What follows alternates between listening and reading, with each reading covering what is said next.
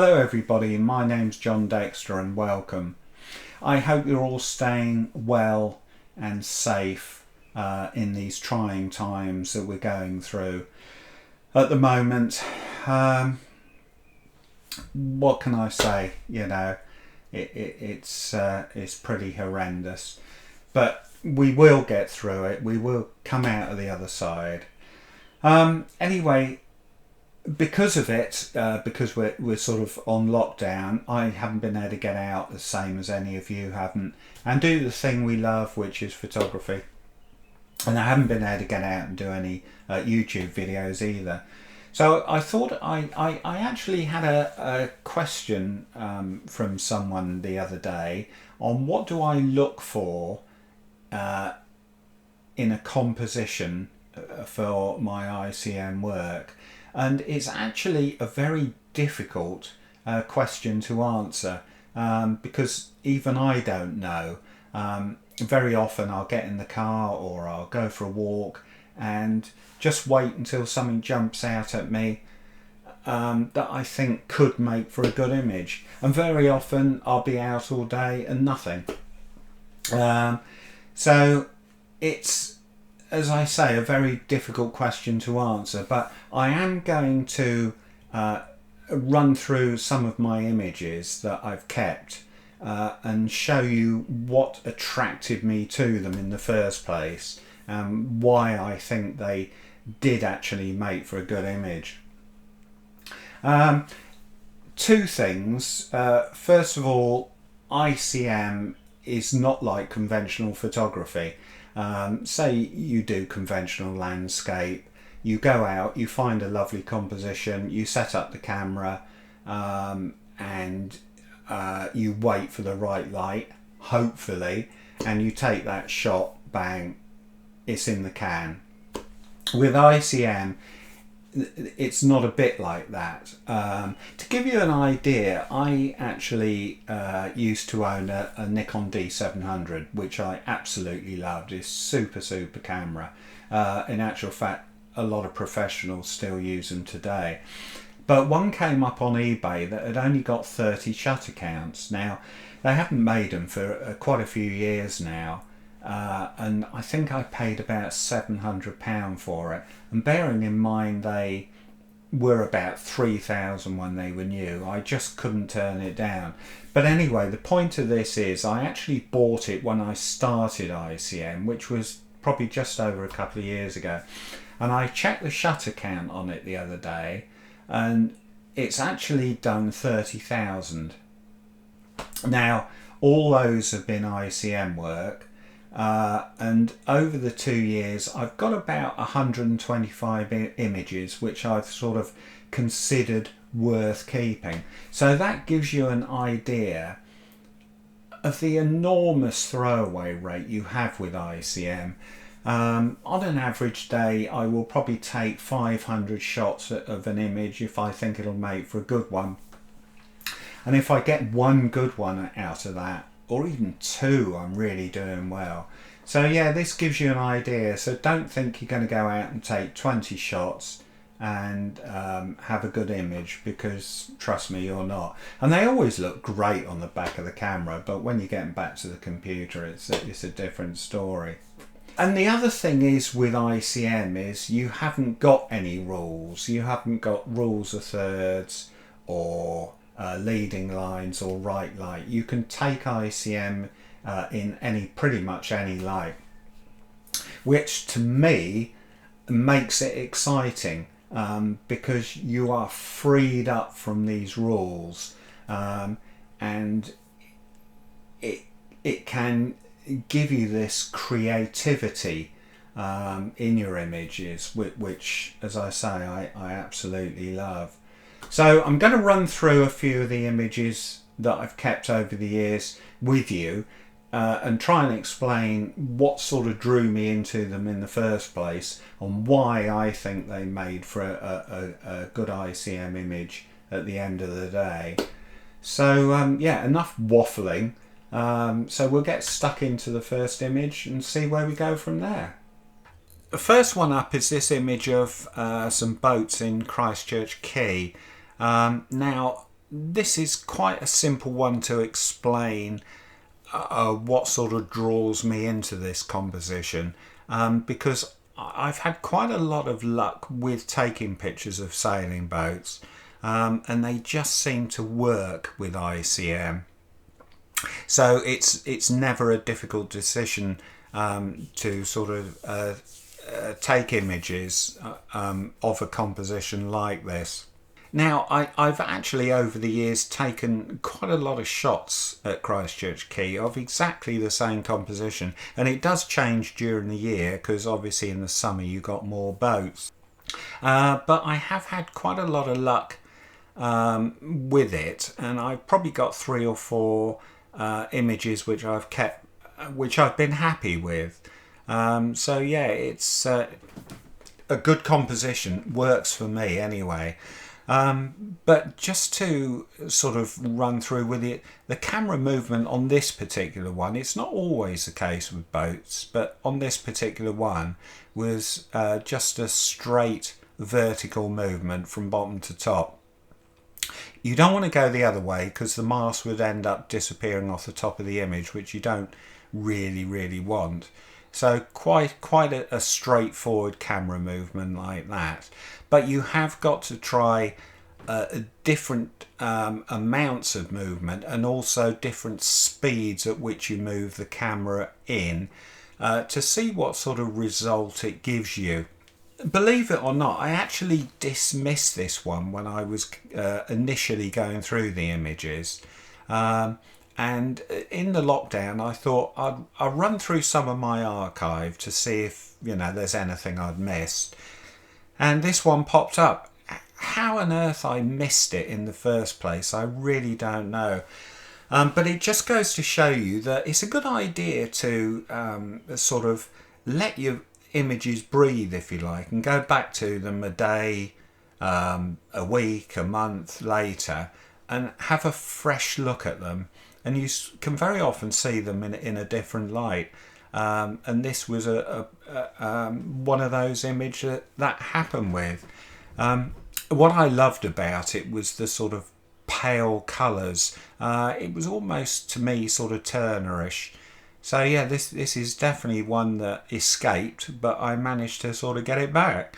As far as the white balance goes with my images, if it's cloudy day, I'll set it on cloudy. If it's sunny, I'll set it on sunny. I rarely use auto, to be honest with you, but you know, we can always tweak colours in post anyway, so it's really no big deal. But yeah, this is the one that nearly got away.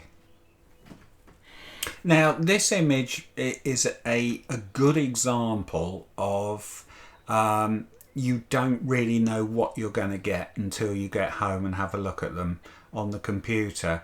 Now, this was Lulworth Cove, and this is the Purbeck Hills here. And I went down there specifically to take some images of some people on the beach. I don't often take people, but I thought I'd give this one a go. Although I had it in my head what I wanted, it really wasn't working. I'd spent all day down there and nothing looked very good. There weren't that many people around actually. So it just goes to show that although you think you know a composition that will work, it doesn't always. But that being said, I did get home and have a look at them on the computer, and this was one that sort of did jump out at me that just seemed to sort of work. What I liked about it was the fact that there were quite a few people, and I liked the fact that this, I don't know whether it's a man or a woman, is dressed in red. It just seemed to sort of make the image, it just seemed to make it pop. And yeah, so I was quite pleased with this one at the end of the day, and this is what I had in my head to get, and this is what I did get. But it could quite easily have gone the other way, because this was the only one out of, I don't know, 300-400 images that really worked. As far as the camera movement goes, with people I usually just give the camera a little wiggle. just to take the sort of sharpness out of the image. But looking at this, it looks like I also moved the camera from sort of left to right or right to left, because I've actually drawn the clouds in over the hills. So I probably pressed the shutter, giving it a tiny wiggle, and for a split second to sort of capture some sort of sharpness in the people. Final split second of the shutter being open, I moved the camera from side to side, which drew these clouds in. So yeah, it just seemed to work. But it just goes to show that although you have in your head something you think you will try and should make for a good image, doesn't always, but then occasionally you'll get a nice surprise like this one and get a good image from it. Now this one is a prime example of not having a clue what I'm going to shoot that day. It was actually a couple of days before we had lockdown, and I really low, as we all were and still are. So I thought I'd get out into the countryside in the car, have a drive round, and if I see anything, all the better. And I'd been driving around all day, nothing sort of jumped out at me, and all of a sudden I saw this lone tree in the field, which sort of grabbed me. It just sort of spoke to me that it wanted an image taking of it. So I jumped out of the car and took a few shots. I didn't actually take that many shots. I probably only took 50 or 60 shots, which is unlike me, of this image. I sort of got back home and I quite liked it. As far as the camera movement goes, you can see by the sort of way the tree has, you can see this sort of almost ghosting in the tree. So the camera movement would have been sort of like that, but probably a little sort of downward movement at the same time as moving it to the left, which has sort of given me this sort of effect here. As I keep trying to sort of emphasize, you have just got to try different movements to see what works, and also different shutter speeds, because sometimes you don't have time to move the camera to get the sort of effect you want, so you have to sort of decrease the shutter speed or increase the shutter speed, and see if you listen to when the shutter opens and listen to when it shuts, and say to yourself, did I have time to move the camera as much as I wanted to, or is it open too long and I'm standing there with the camera doing nothing. So you just have to keep tweaking your shutter speeds, and I always use neutral density filters to give me control over the shutter speed via the aperture setting. So I'm not worried what the aperture setting is. Depth of field in ICM is totally irrelevant. All you're interested in is giving you time to move the camera. So again, it's just a case of trial and error, try different things, and this is something you really do have to do. But yeah, as I say, the thing that really drew me into this composition was the lone tree in the field, and you just seem to get a feeling for a composition. You look at it and you think, oh yeah, that could sort of work, and probably it won't, but then occasionally it will. It's just a case of when you've been doing ICM for a while, you do get that feeling of what will and what won't make for a good image. Yeah, this is another one that I hadn't got a clue what I was going to take. took the dog for a walk on Hainsbury Head, and there was absolutely nothing. And I walked around the head at the end, and there was this old lifebuoy sitting on the beach, up amongst the brambles, and it just sort of drew me in. And I thought, yeah, that could sort of make for a good image. I liked the sort of posts, the fence posts here. I like the sort of colours of the bramble and the green of the grass. And then you've got the beach down here. So yeah, I thought I'd give it a go. I actually took about probably 100 shots of this, and it worked. So again, another sort of prime example of you see something and you think, maybe that would work, you know. And if you think that, give it a go. You know, try sort of different camera movements and see what sort of works, if it works. I actually took quite a few shots of the beach huts as well, which was a bit further along, but they did absolutely nothing. And do you know what? I didn't think they would. You get a feeling that I'm taking these images, but I don't think they're going to work. And sure enough, they didn't.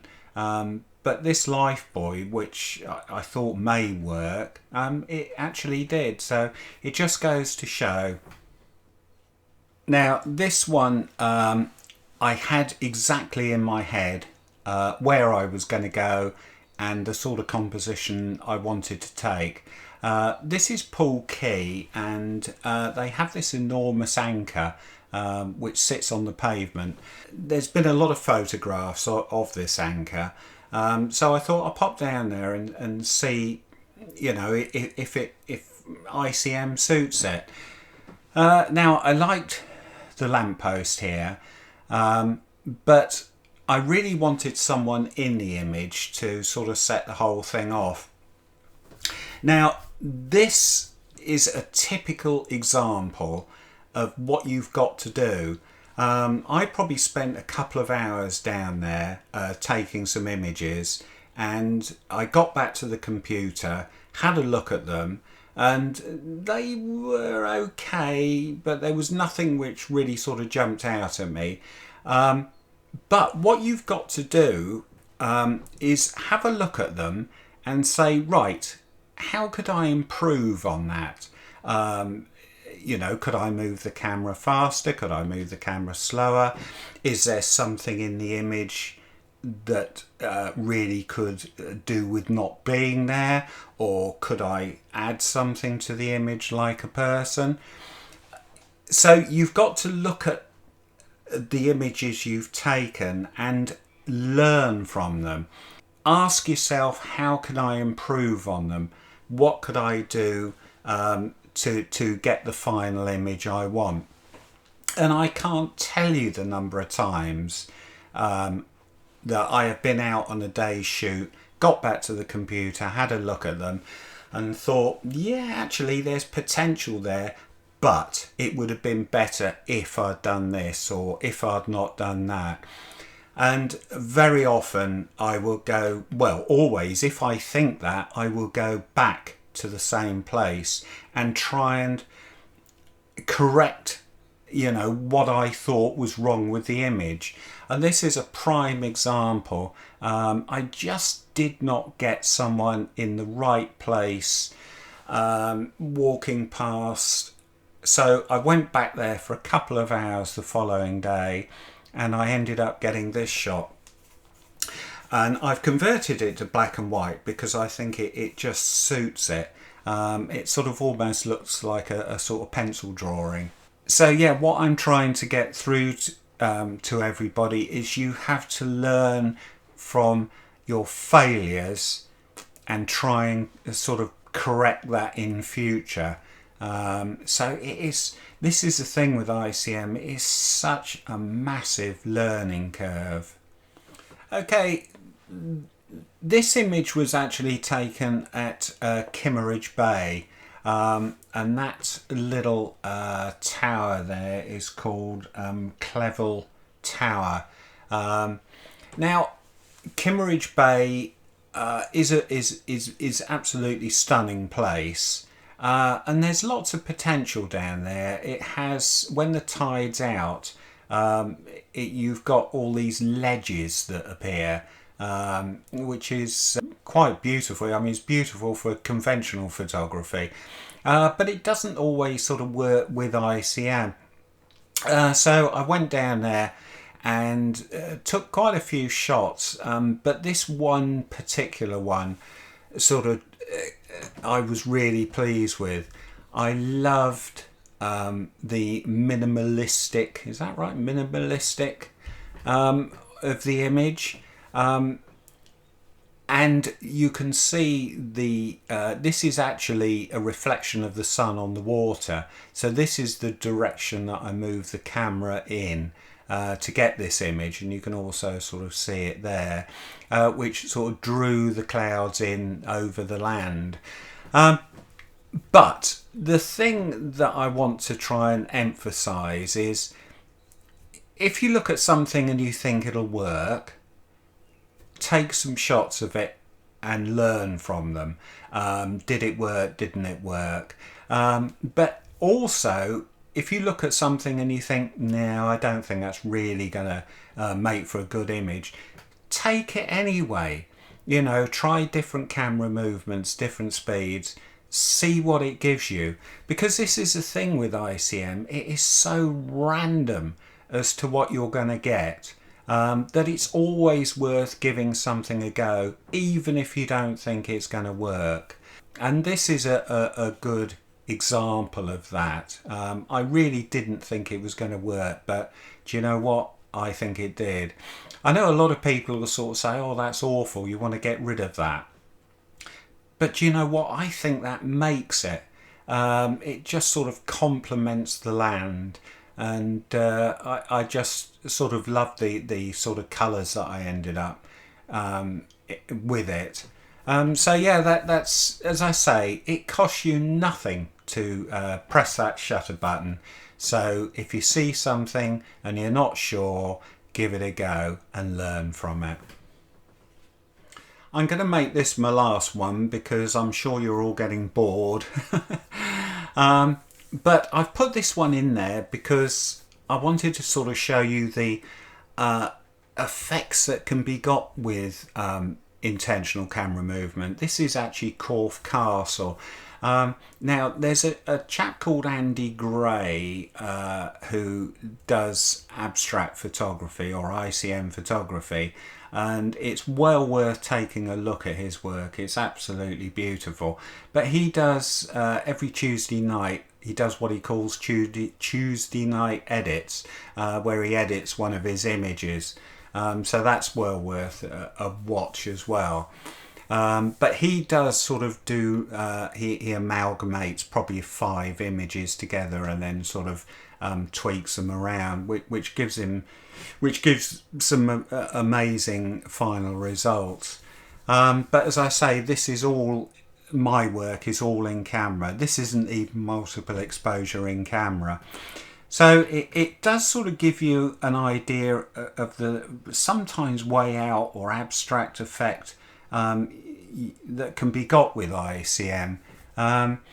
It's not everybody's cup of tea, but you know, everybody's different and you have your likes and dislikes. But I thought this one just seemed to work. It just looked like the sort of castle was in the clouds. Okay, so I'll leave you with this image. Thanks very much for watching. I hope it's helped you if you fancy doing a bit of ICM. As I've said many times before, it's a lot of fun. I hope you all stay well. That's the main thing. We will soon get out of this. I'm sure we will. So yeah, if enjoyed this video or it's helped you, please leave a like below. My links to Instagram and my website are below. For all those people who have subscribed to my channel, I thank you a lot. It's really helping me, give me the enthusiasm to keep making these videos. And if you haven't already, please consider subscribing. So yeah, I think until the next time, stay well, stay safe, So this is John Dexter saying bye for now.